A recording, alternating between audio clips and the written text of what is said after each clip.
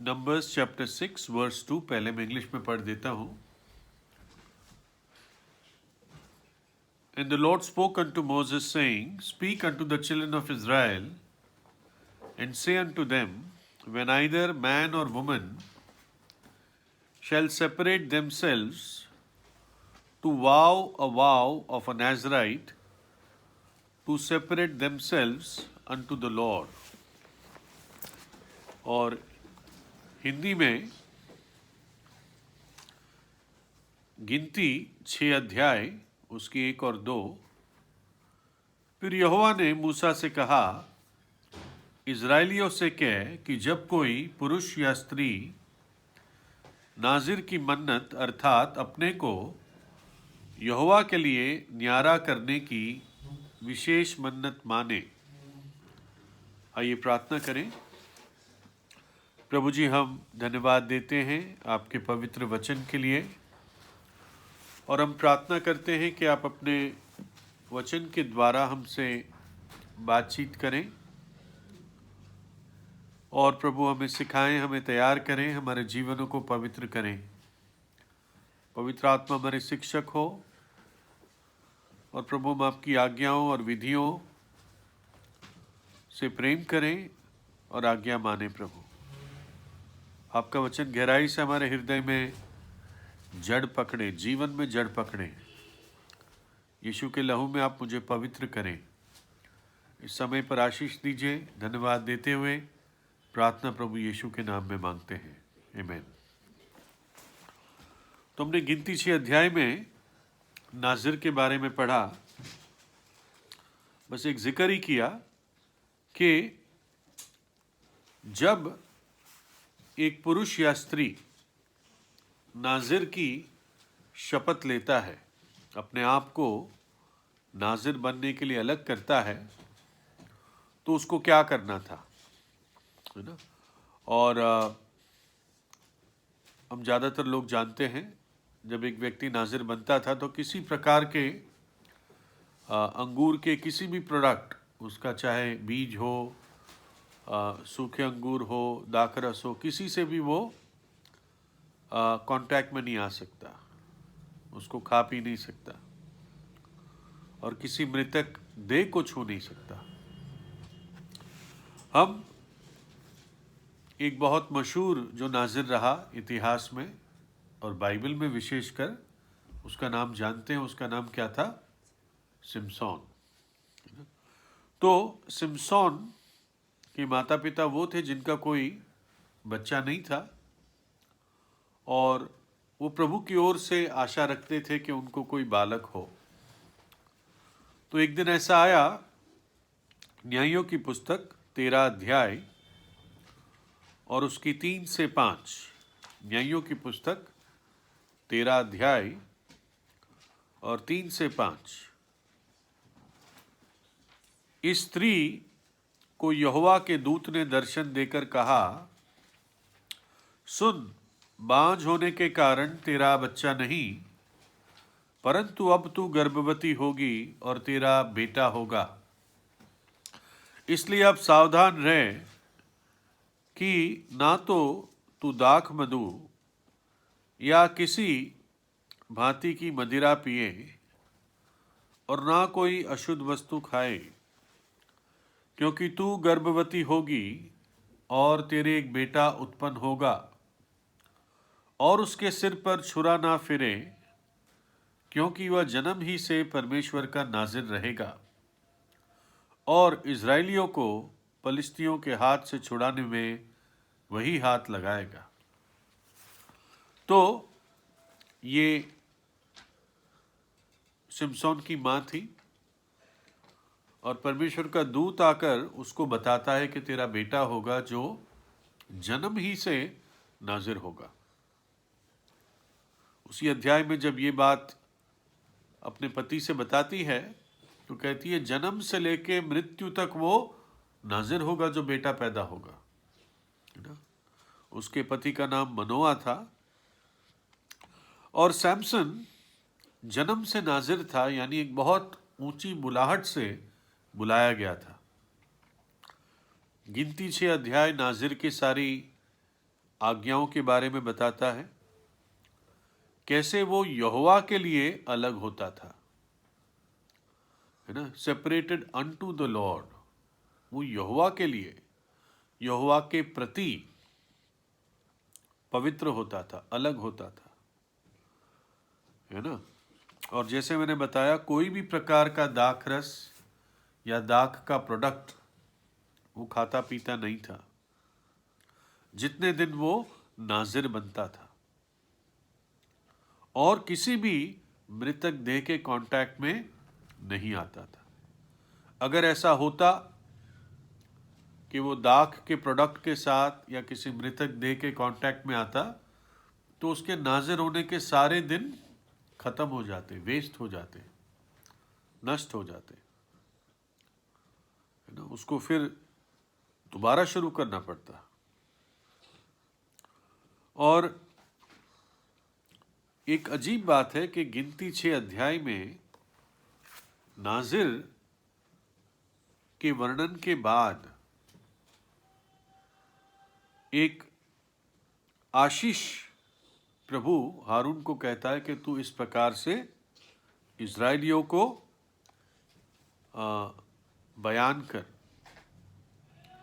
गिनती 6 अध्याय 24 से 26। यहोवा तुझे आशीष दे और तेरी रक्षा करे। यहोवा तुझ पर अपने मुख का प्रकाश चमकाए और तुझ पर अनुग्रह करे। यहोवा अपना मुख तेरी ओर करे और तुझे शांति दे। इसी रीति से मेरे नाम को इज़राइलियों पर रखें और मैं उन्हें आशीष दिया करूंगा। गिनती 6 पूरा अध्याय एक नाजिर के लिए डेडिकेटेड है, लेकिन आखिर में ये 3 आशीषें इज़राइलियों के लिए लिखी है। मुझे क्या समझ आता है? मुझे ये समझ आता है कि अलगाव आशीष लाती है। जब नाजिर अपने आप को प्रभु के लिए अलग करता था, आशीष पूरे इज़राइल पर आती थी। और ये सिद्धांत मेरे और आपके लिए भी है। जब हम अपने आप को प्रभु के लिए अलग करते हैं, जब प्रभु के लिए पवित्र ठहरते हैं, पवित्र रहते हैं, तो हम पर और हमारे घराने पर आशीष आती है। हम सोचते हैं कई बार कि सैमसन बहुत बड़ा बॉडी बिल्डर था। यही सोचते हैं ना, जब बच्चों की कहानी में भी उसको बहुत चौड़ा, एकदम सुपरमैन की तरह दिखाते हैं, लेकिन शायद ऐसा नहीं था। अगर उसके शरीर की ही ताकत थी, उसके मसल्स थे, उसके डौले थे, तो फिर क्या बात होगी। मैं सोचता हूं वो आपके और मेरे तरह ऑर्डिनरी व्यक्ति था शारीरिक रूप से, लेकिन जो पवित्र आत्मा ने उसको वरदान दिया था, उसके कारण वो ताकतवर था, है ना। प्रभु यीशु मसीह ने जगत के सारे पापों को उठा लिया, तो कैसे बनकर आया? वो मनुष्य बनकर तो आया, साधारण मनुष्य। ये थोड़ी कि कोई बहुत ऊंचा, बहुत चौड़ा ऐसे क्रूस पर वो हमारे बोझ को उठाया, ऐसा नहीं था। तो पवित्र आत्मा ने सिमसोन, जो एक साधारण व्यक्ति था, उसको ये वरदान दिया बचपन से कि वो बड़े बड़े काम कर सके, है ना। उसको बहुत अद्भुत शारीरिक सामर्थ्य दी पवित्र आत्मा ने। लेकिन हम सब सिमसोन की कहानी जानते हैं कि वो अपनी बुलाहट के बारे में लापरवाह रहा, नेग्लिजेंट इन हिज कॉलिंग। वो पाप के साथ खेला और अपने शरीर की अभिलाषाओं की आवाज को उसने सुना और माना। ना, देखिए, हमारे अंदर 3 चीजें हैं: आत्मा, प्राण और देह। आत्मा, प्राण और देह। आत्मा परमेश्वर की खोजी है, शरीर पाप और संसारिकता का खोजी है। बीच में रह गया प्राण। जब प्राण आत्मा की आवाज को सुनता है तो व्यक्ति आत्मिक होता है। ये विश्वासी की बात कर रहा हूं। जब प्राण शरीर की बात सुनता है तो विश्वासी शारीरिक हो जाता है। एक ही दिन में आप आत्मिक हो सकते हैं और उसी दिन में आप शारीरिक हो सकते हैं। जब आत्मा की बात सुनते हैं तो आप आत्मिक चाल चलते हो। जब शरीर की बात सुनते हो तो आप शारीरिक हो जाते हो और परमेश्वर को प्रसन्न नहीं करते। और सिमसोन के साथ ये हुआ कि एक स्टेज पर आके वो अपनी शरीर की बातें सुनता रहा। प्रभु ने इसको अभिषेक किया था, एक बड़ी बुलाहट के साथ इसको ना केवल नाजिर बनाया, इसको इजराइल का न्यायी बनाया, है ना। इसके पहले भी न्यायी थे, वो लोग नाजिर नहीं थे, लेकिन सिमसोन को एक विशेष अभिषेक दिया। जब न्यायियों 14 अध्याय में जाते हैं, न्यायियों 14 अध्याय और 1 से 3, शिमशोन तिम्ना को गया और तिम्ना में एक पलिश्ती स्त्री को देखा। तब उसने जाकर अपने माता पिता से कहा, तिम्ना में मैंने एक पलिश्ती स्त्री को देखा है, सो अब तुम उससे मेरा ब्याह करा दो।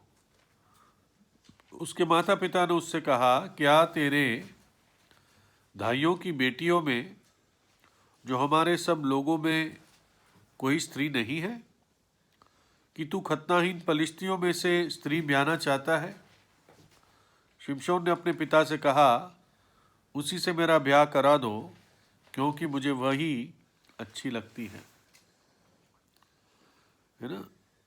कई बार ऐसा लगता है कि प्रभु की ओर से था ये, क्योंकि अगली आयत में ऐसा लिखा है, लेकिन बात इस प्रकार से नहीं थी।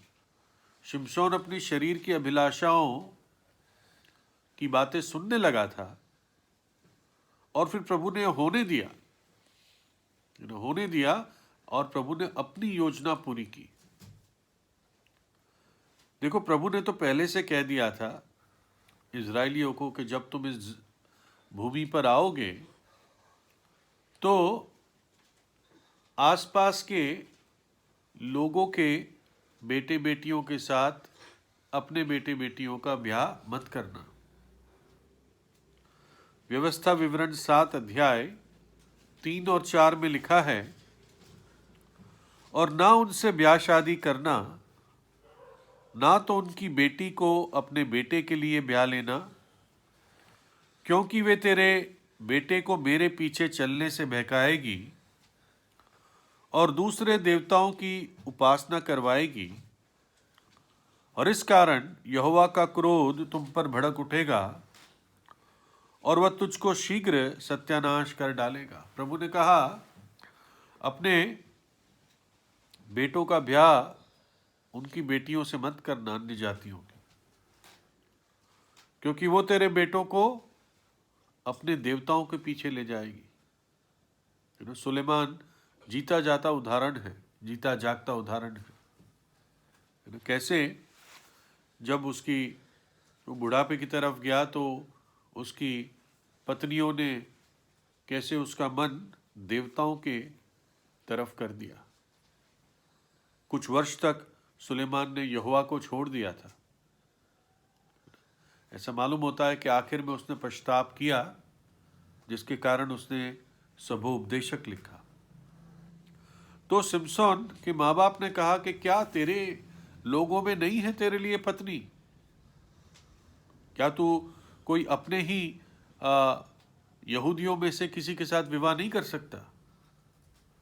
लेकिन सिमसोन ने जिद की और कहा कि वो मुझे अच्छी लगती है। वो अपनी आंखों और शरीर की बुद्धि से चला। उसके बाद हम 14 अध्याय में उस मशहूर कहानी को जानते हैं, जब सिमसोन एक सिंह को मारता है और उसको फाड़ देता है। ठीक है ना, लिखा है, और पवित्र आत्मा, परमेश्वर का आत्मा उस पर आया और उसने उस सिंह को फाड़ दिया। तो इसलिए सामर्थ्य कहाँ से आती थी? परमेश्वर की आत्मा से आती थी, उसके डौलों से नहीं आती थी। ठीक है ना? डौले वाला आदमी भी जिस तरह से उसने पूरे सिंह को फाड़ दिया, नहीं फाड़ सकता। तो जब वो फिर उस रास्ते से निकला तो उसने देखा कि वो सिंह की जो पुरानी देह पड़ी थी, लाश पड़ी थी, उसके जो भी फटा हुआ पेट या जो भी था, उस हिस्से में मधुमक्खी ने छत्ता बना लिया था। और सिम्सोन ने उस मरी हुई शरीर में से उस शहद को निकाला उस छत्ते में से, और वो खाने लगा। ना केवल खुद खाया, लेकिन जाके माँ बाप के साथ भी शेयर किया कि लो डैडी मम्मी इसको खाओ, देखो कितनी टेस्टी शहद है। लेकिन बताया नहीं कि शहद कहाँ से लाया था, क्योंकि एक नाजिर, गिनती 6 अध्याय की 6 आयत में लिखा है, जितने दिन वो यहोवा के लिए न्यारा रहे या अलग रहे, उतने दिन तक किसी लोथ के पास ना जाए। कोई भी लोथ क्यों ना हो, मनुष्य की या प्राणी की। लेकिन ना केवल वो उस लोथ के पास गया, कांटेक्ट में आया, उसके अंदर से खाना भी खाने लगा। और उसने सोचा ही नहीं गलत है, माँ बाप को भी दे दिया, है ना? तो इससे हमें पता चलता है कि कैसे उसने अपनी माँ और बाप के सिखाए हुए शुरुआत के नाजिर की आज्ञाओं को वो भूल गया, नजरअंदाज करने लगा, हल्का लेने लगा। जो नाजिर की आज्ञाएं निरंतर उसकी आंखों के सामने रहनी थी, वो वैसा नहीं रहा। और ये दिखाता है कैसे अब वो एक नीचे ढलान पे कदम रखने लगा, और फिर उसके कदम तेजी से नीचे जाते हैं। ढलान पर ऐसा ही होता है। कुछ ही बाइबल में ऐसे लोग हैं जिनकी ताकत भी बहुत है और जिनकी कमजोरियां भी बहुत है। सैमसन एक विशेष उदाहरण है। आपको क्या लगता है कि पवित्र आत्मा ने किस प्रकार से इसको ताकत दी थी? है ना? इसकी ताकत इसके नाजिर होने के कारण थी। नाजिर होने का अर्थ अलगाव था, और एक नाजिर को अपने बाल लंबे रखने होते थे, है ना? नाजिर को, कल आप बाल लंबे करके ये ना कहना कि मैं भी नाजिर बनूंगा, आप नहीं बन पाएंगे, है ना? कई ऐसे होते हैं आज के युग में भी, मसीह पुरुष जो बाल लंबे रखते हैं। पौलुस कहता है ये शर्म की बात है। ये नाजिर के लिए था, यहूदियों के लिए था। प्रभु मुझे और आपको आत्मिक नाजिर बनाना चाहता है। ठीक है? तो उसके बाल जो लंबे थे, उस बाल लंबे होने के कारण उसकी नाजिर की पहचान थी, क्योंकि नाजिर को ऐसा ही करना था, और इस कारण वो ताकतवर था, है ना?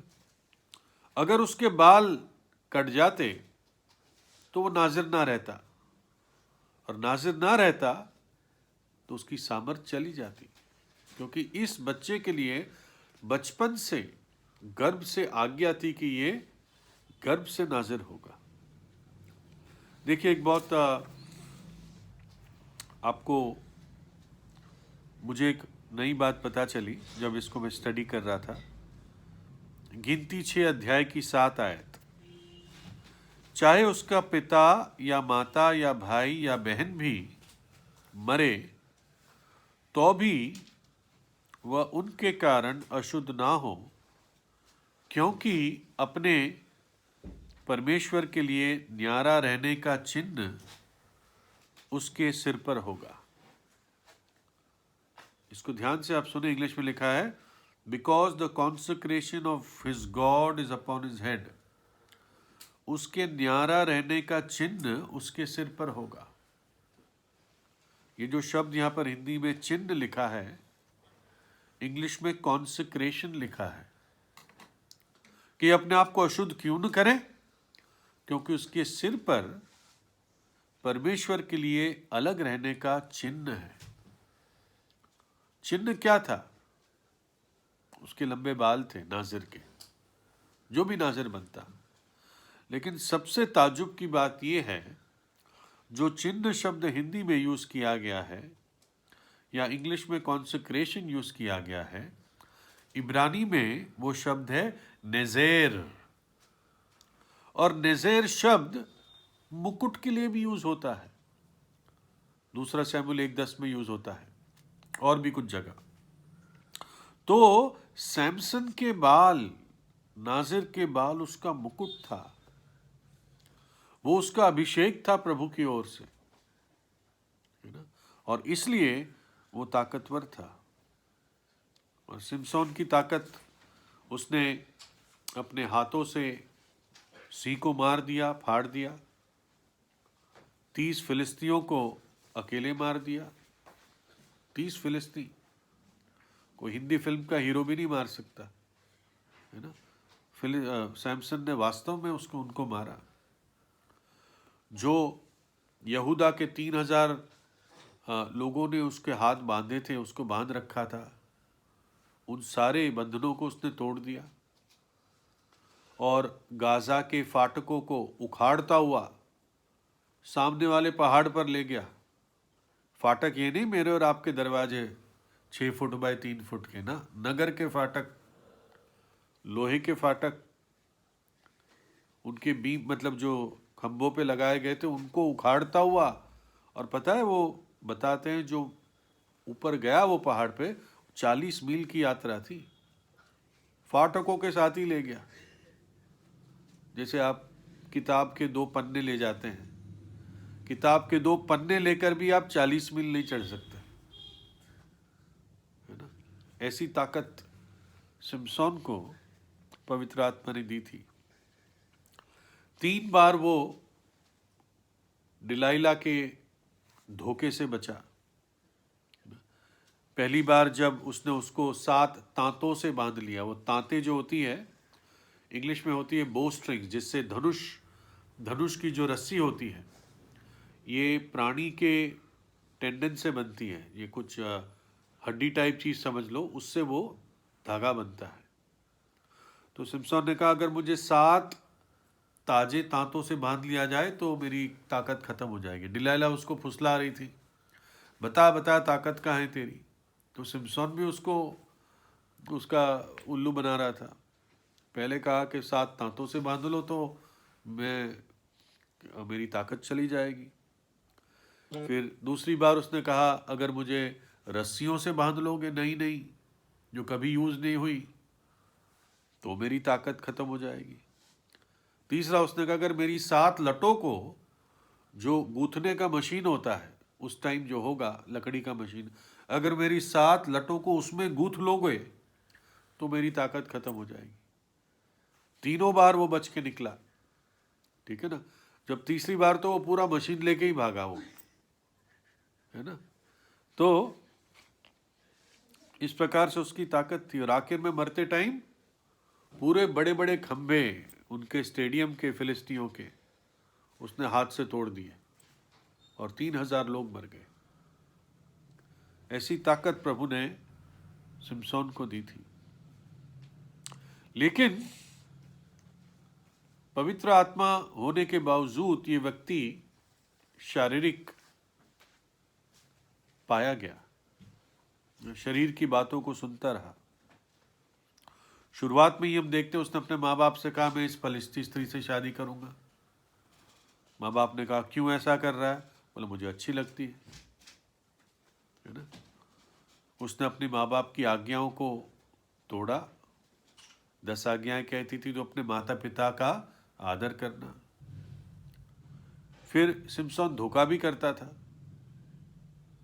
धोखे से उनको शहद खिला दिया। 30 फिलिस्तियों के साथ दोस्ती कर दी कि खैर वो उनको मारना भी चाहता था, लेकिन उसने तरीके बहुत अच्छे नहीं अपनाए, है ना। उनको कहा कि मैं 30 कपड़े दूंगा तुमको अगर मेरी इस पहलू को तुम सॉल्व कर दोगे, रिडल को, नहीं तो तुम मुझे देना। गुस्से वाला आदमी था, आप पढ़ोगे तो लिखा है वो बहुत क्रोधित हो गया और अपने आप को हमेशा सही ठहराता था। कहता था उन्होंने मेरे साथ ये किया तो मैं भी उनके साथ ये करूंगा, है ना। और फिर उनके खेतों को जला दिया, वो लोमड़ियों की पूंछ पे आग लगा के, है ना। थोड़ा सा मजाकी टाइप भी था वो। फिर हम देखते 16 अध्याय में जब उसकी पत्नी को फिलिस्ती जला देते हैं, फिर वो एक वेश्या के पास चला जाता है। फिर डिलाइला के साथ उसका जीवन पाया जाता है और वहां भी वो, उसको पता चलता है डिलाइला इतना उसका मूर्ख बना रही बार बार, तब भी समझ नहीं पा रहा है कि ये मेरी दोस्त नहीं, दुश्मन, ये मेरी प्रेमिका नहीं, मेरी दुश्मन नहीं है। और ये सारी अविश्वासी स्त्रियां थी। बाद में उसने अपना भेद बता दिया डिलाइला को, जब उसको वो टोकती रही, तो फिर संकट के दिन वो हार गया और बहुत सेल्फ कॉन्फिडेंट था। जब सामर्थ चली गई उसकी, तब भी कहता मैं पहले की तरह भाग के जाऊंगा, और लेकिन उसकी ताकत चली गई थी क्योंकि डिलाइला ने उसके बाल काट दिए। और सबसे बड़ी बात, उसने अपने नाजिर की शपथ को तोड़ दिया। जो डिलाइला शब्द है, जो आखिरी स्त्री इसके जीवन में पाई जाती है ना, डिलाइला का शब्द का जो नाम का अर्थ है फीबल, कमजोर, कुछ कहते हैं नाजुक। तो नाजुक चीज कमजोर होती है, कोई भी नाजुक चीज होती है उसको कहते हैं भाई ध्यान से रखना, ये टूट जाएगी, है ना। कोई आप एरोप्लेन में भी जाते हैं, मानो कि आपके कोई बैगेज में कोई नाजुक चीज है, तो वो उस पर स्टिकर लगा देते हैं फ्रैजिल, यानी इसके अंदर नाजुक चीज है, कमजोर चीज है, इसको पटकना नहीं। कि एयरपोर्ट पे लोग बैग पटकते हैं, है ना, क्योंकि उनको अच्छे अच्छे बैग देखते हैं, तो जो कुछ लोग ईर्ष्या से भर जाते हैं तो पटकते हैं बैग वो। तो डिलाइला का नाम का अर्थ ही कमजोर था और उसने सैमसन की ताकत को खत्म कर दिया, है ना। सैमसन उसके जाल में फंस गया और उसकी ताकत खत्म हो गई। नीति वचन 31:3 में लेम्यूएल की माँ उसको सलाह देती है। लेम्यूएल कौन है? लेम्यूएल सुलेमान का एक अलग नाम है। सुलेमान कई नामों से जाना गया बाइबल में, जेनेडिया भी उसका नाम था।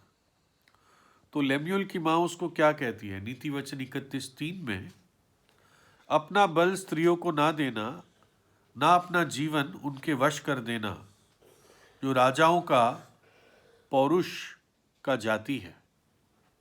तो सुलेमान की माँ ने उसको पहले से कहा था, सुलेमान तू ध्यान रखना, है ना। दूसरे शब्दों में उसने कहा एक ही रानी रखना। और आपको मालूम 31:1 में क्या लिखा है? लिखा है लेम्यूएल राजा के प्रभावशाली वचन जो उसकी माता ने उसको सिखाए। इंग्लिश में लिखा है लेम्यूएल राजा के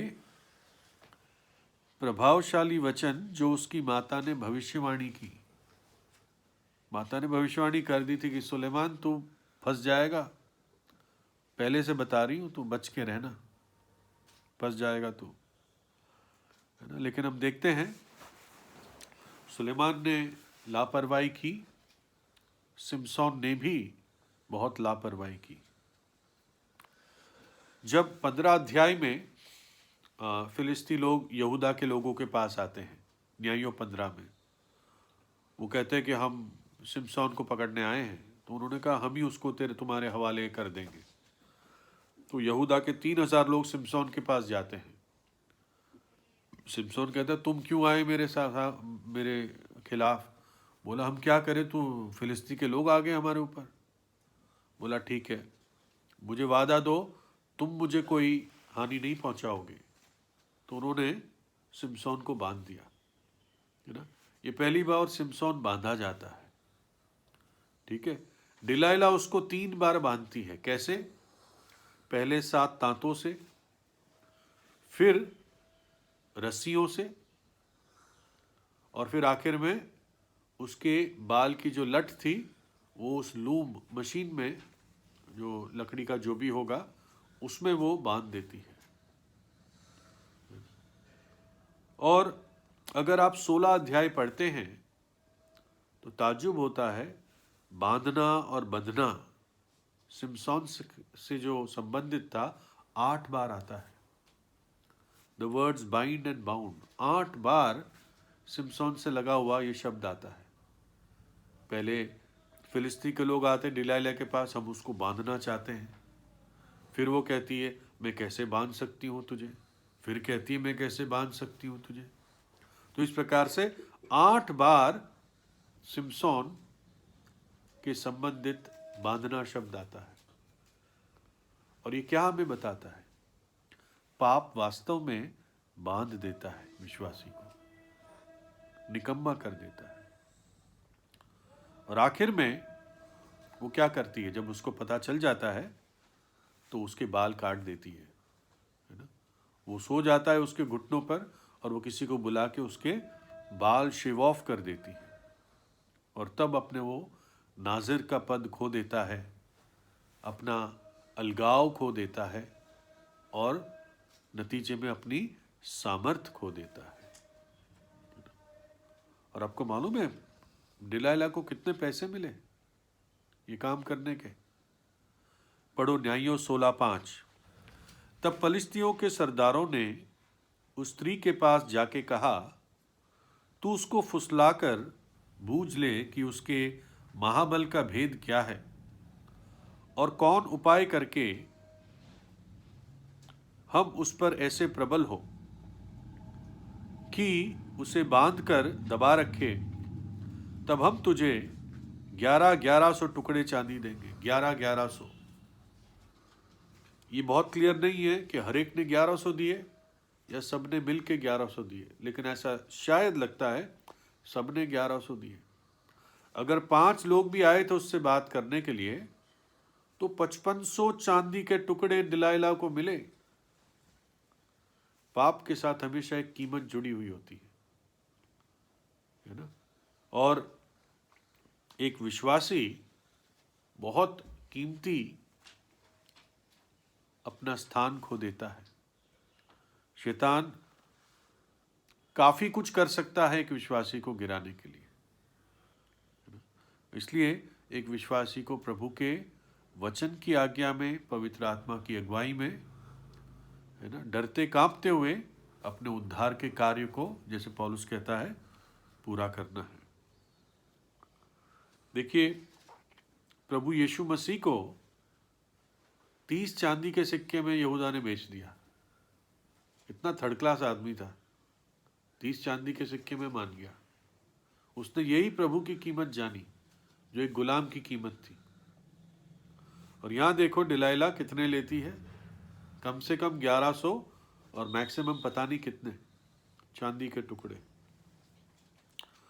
तो प्रभु कहता है प्रकाशित वाक्य 3:11 में, देख मैं शीघ्र आता हूं, जो तेरे पास है उसको थामे रख, ऐसा ना हो कि कोई तेरा मुकुट ले जाए, तेरा मुकुट छीन ले।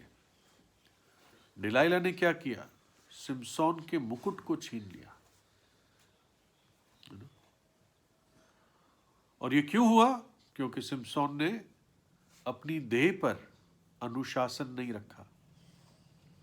अपना मुकुट भी खोया, अपना प्रतिफल भी खोया।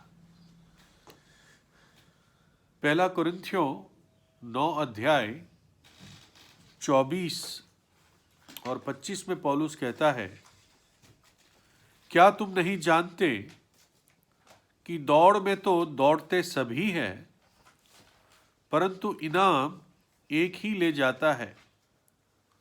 तुम वैसे ही दौड़ो कि जीतो।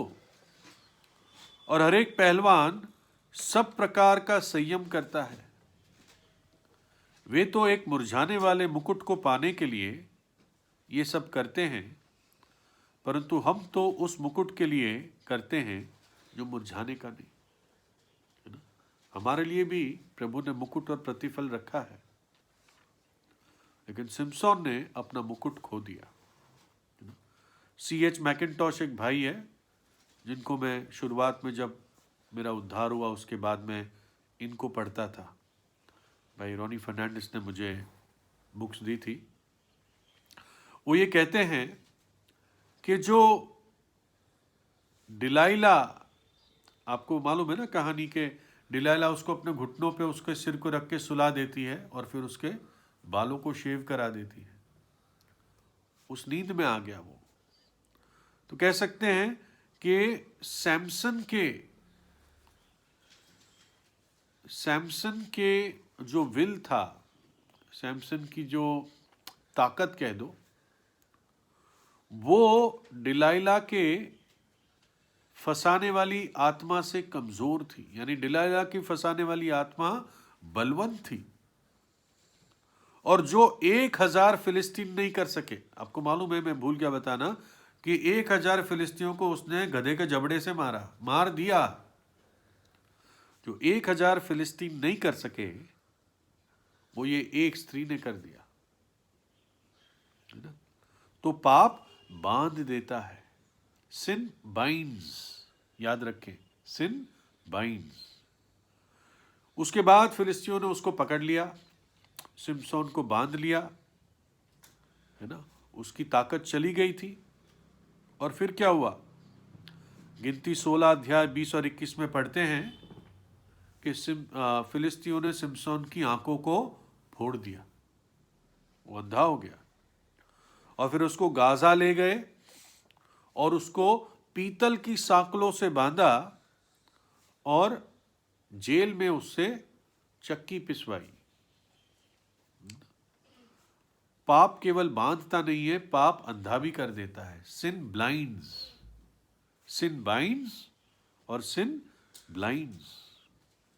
पीतल की सांकलें, पीतल हमेशा न्याय को दिखाता है, परमेश्वर के न्याय को। तो अब ये परमेश्वर का न्याय था सिमसोन पर। पाप करके प्रभु के वचन की बातों को हल्का जानकर आप ये ना सोचो कि एक विश्वासी बच सकता है। प्रभु की ताड़ना तो आएगी ही। लिखा है कि डिलाइला ने उसकी 7 लटों को साफ कर दिया। न्यायों 16:19 में, तब उसने उसको अपने घुटनों पर सुला रखा और एक मनुष्य बुलवाकर उसके सिर की 7 लटें मुंडवा डाली और वह उसको दबाने लगी और वह निर्बल हो गया। ठीक है ना। अब एक स्त्री भी उसको हरा दिया, है ना।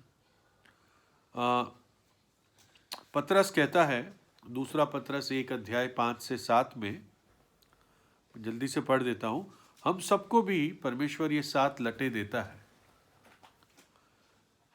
दूसरा पतरस 1 अध्याय 5 से 7। और इसी कारण तुम सब प्रकार का यत्न करके अपने विश्वास पर सद्गुण, सद्गुण पर समझ, समझ पर संयम, संयम पर धीरज, धीरज पर भक्ति, भक्ति पर भाईचारे की प्रीति और भाईचारे की प्रीति पर प्रेम बढ़ाते जाओ।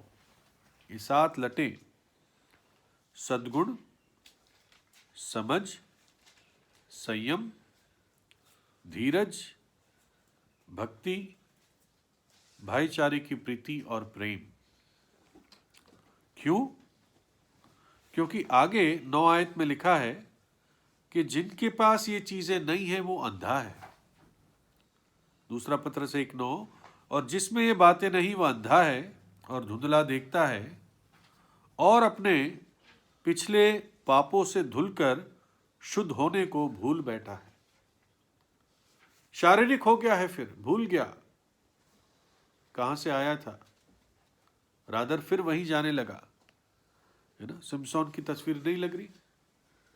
7 लटें कट गई और फिर अंधा हो गया। 3 व्यक्ति थे जो अंधकार में चले गए। सॉल राजा सॉल जो था वो दुष्ट आत्माओं के अंधकार में खुद चला गया, है ना। आप जानते हैं उस चुड़ैल के पास जाके वो भूत सिद्धि करने वाली के पास चला जाता है। सिमसोन अपने शारीरिकता के कारण अंधकार में धकेल दिया गया। कैसे?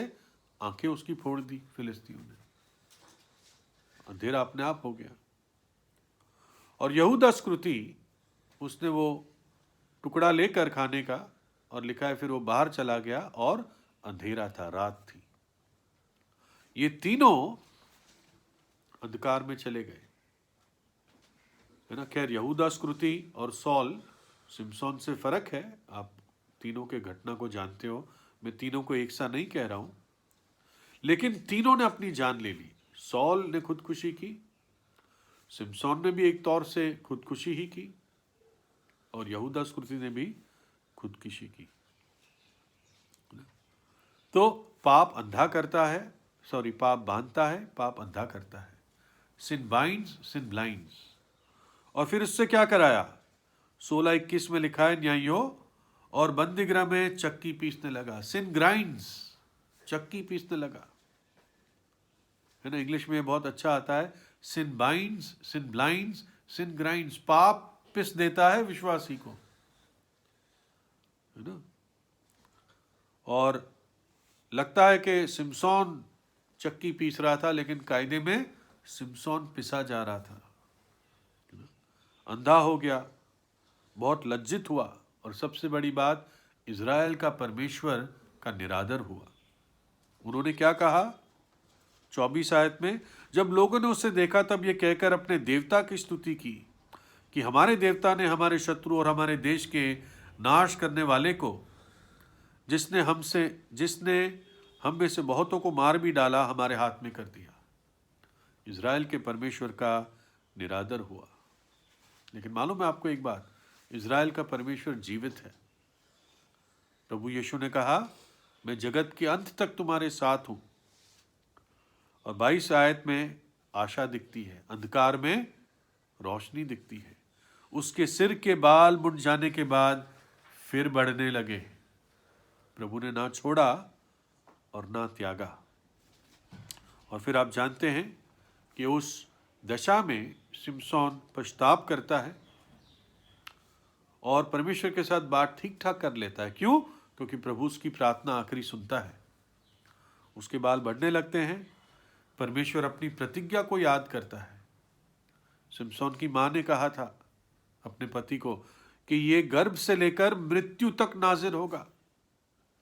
आखिर में फिर नाज़िर की तरह ही मरता है। वो उन खंभों को तोड़ देता है और 3000 फिलिस्ती मारे जाते हैं, जितने उसने जीवन में नहीं मारे थे, है ना।